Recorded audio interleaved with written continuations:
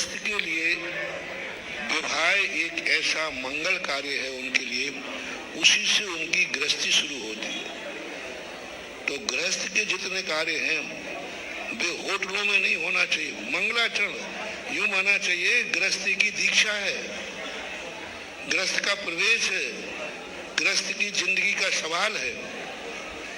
तो जितने भी शादी विवाह शास्त्र चक्रवर्ती ने जितनी भी शादियां की चक्रवर्ती विवाह से की, आज सबसे बड़ा अनर्थ हो रहा है। क्यों नहीं जाते शादी विवाह के बाद लोगों में मन मुटाव क्यों आ जाता है? दोनों पेयर संतुष्ट क्यों नहीं रहते? दोनों पेयरों की मानसिक स्थिति क्यों बिगड़ रही है?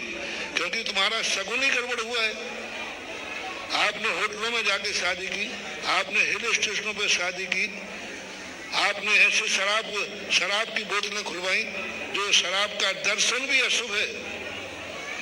शराब का ज्योतिष शास्त्रों में दर्शन भी अशुभ है, और तुमने ऐसे मंगल कार्य के समय शराब पीने की छूट दी, बारातियों को छूट दी।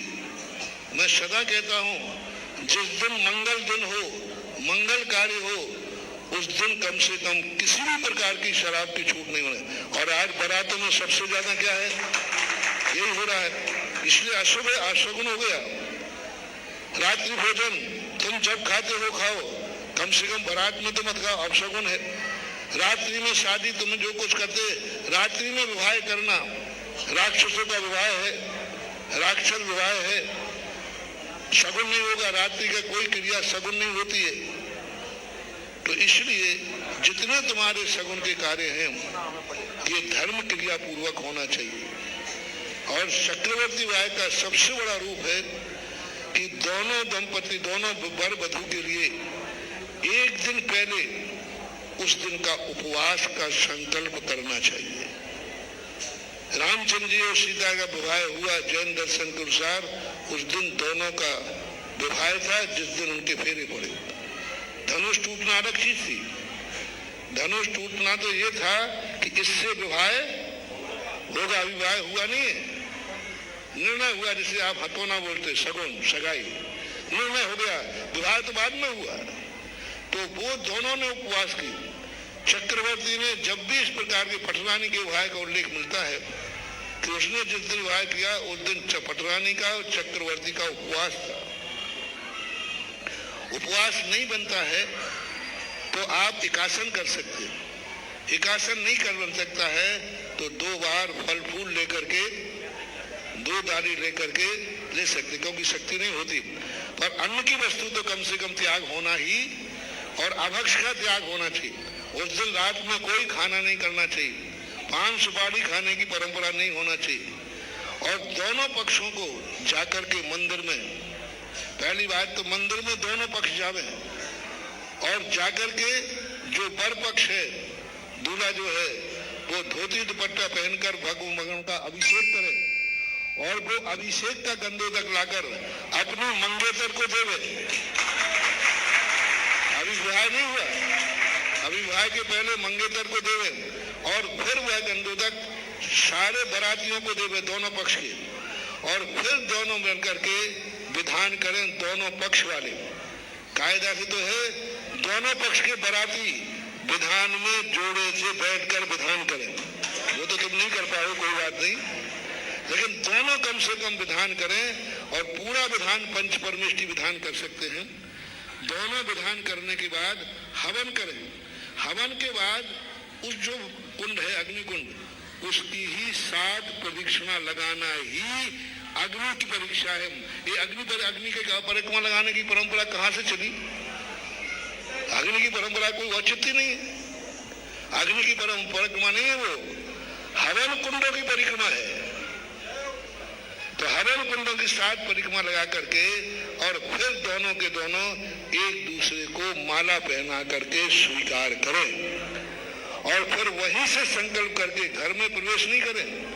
7 दिन का दोनों पर लोग ब्रह्मचर्य व्रत लेंगे और 7 दिन तक वो धार्मिक 3 क्षेत्रों की, शास्त्रों में तो सिद्ध क्षेत्र लिखा है, सिद्ध क्षेत्र पर दोनों वर वधू भक्ति भाव पूर्वक अपनी गृहस्थी की शुभ की कामना करें।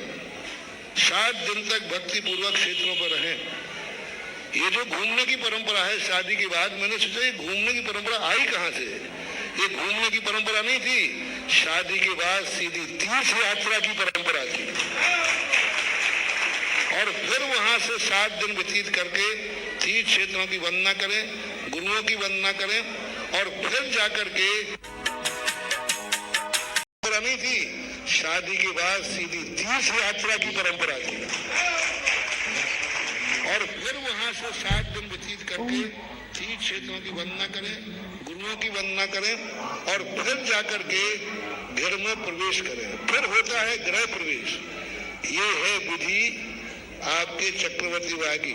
उसमें रात्रि भोजन नहीं होगा, ये नहीं होगा, और मंदिर में ही विवाह होगा। ये विवाह कहाँ रहे तो विधान हो गया। ये क्या हो गया? विधान हो गया ये। और विधान में भी वहां मंदिर में खान पान नहीं होगा, नाच गान नहीं होगा। चक्रवर्ती विवाह वाला महिला संगीत नहीं करेगा। हाँ, दादियों के दादरे जरूर कर सकते हो।